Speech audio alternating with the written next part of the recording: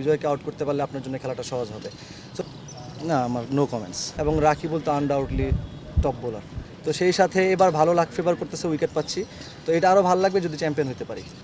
অবশ্যই tough job, এই গরমের মধ্যে আপনি 100 ওভার দাঁড়ায় আছেন, এটা অবশ্যই টাফ জব, সবার জন্য তো টাফ, আপনাদের জন্য তো টাফ না। কনফিডেন্স তো অবশ্যই কাজ করে, এবং বিশেষ করে ভালো লাগা তো কাজ করবে যখন আপনি সারাদিন কষ্ট করবেন এই গরমের মধ্যে, যখন আপনি 250 রান ডিফেন্ড করবেন, অবশ্যই ভালো লাগে।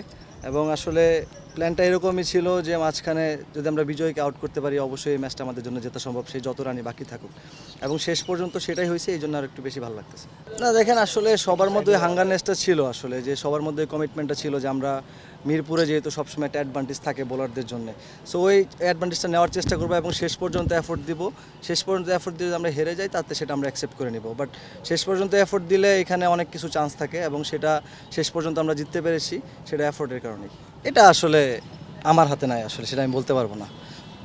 কনসিস্টেন্ট রান করতেছে, প্রিমিয়ার লিগে তো কনসিস্টেন্ট রান করে, প্রত্যেক বছর রান করে, সো এটা তো একটা ওদের টিমের জন্য অ্যাডভান্টেজ যে এক পাশ থেকেও খেলা ধরে রাখে সবসময়, এবং অপোনেন্ট টিমের জন্য এটা একটা সহজ প্ল্যানও বলতে পারেন যে বিজয়কে আউট করতে পারলে আপনার জন্য খেলাটা সহজ হবে। সো শেষ পর্যন্ত ওর সেঞ্চুরি করছে, বাট অবশ্যই ক্রেডিট তাকে দিতে হবে, শেষ পর্যন্ত খেলছে এবং আলটিমেটলি আমরা জিততে পারছি, এই জন্য আমরা খুশি। দেখেন, আসলে টিম লাইক আপনার আবাহনী, মোহামেডান, এই টিমগুলোতে সবসময় আপনি যখন খেলবেন একটা প্রেশার আপনার মধ্যে কাজ করবে, বিশেষ করে নতুন যারা আসে। কমলের জন্য একটু কঠিন অবশ্যই ছিল প্রথম দিকে, তারপরে ও যেভাবে করে ম্যানেজ করছে এবং যে ইনিংসটা আজকে আমাদের টিমের জন্য সে খেলছে, অবশ্যই সেই ক্রেডিটটা তাকে দিতে হবে।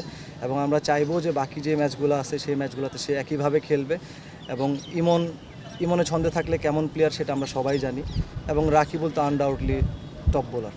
আসলে দেখেন, আমি যে জায়গাতে ব্যাটিং করি সেই জায়গা থেকে আমি খুব ভালো করে জানি যে ওইখান থেকে হাইয়েস্ট রান টেকার হওয়া পসিবল না।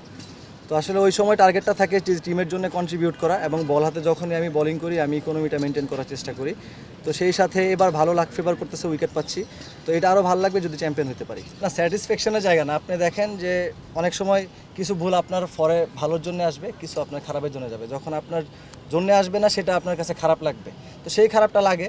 আবার যখন ভালো হয় বা আমাদের ফরে আসে, ভালো লাগে, এইটুকু।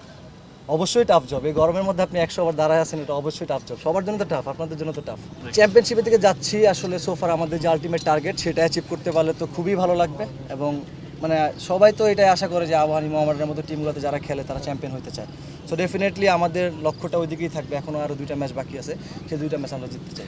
কনফিডেন্স তো দেখেন, আপনি যদি জিততে থাকেন আপনি তো অবশ্যই কনফিডেন্ট থাকবেন। জিততেছি, কনফিডেন্স আছে, ভালো লাগতেছে, সব কিছু ভালো চলতেছে, ইনশাল্লাহ দোয়া করবেন।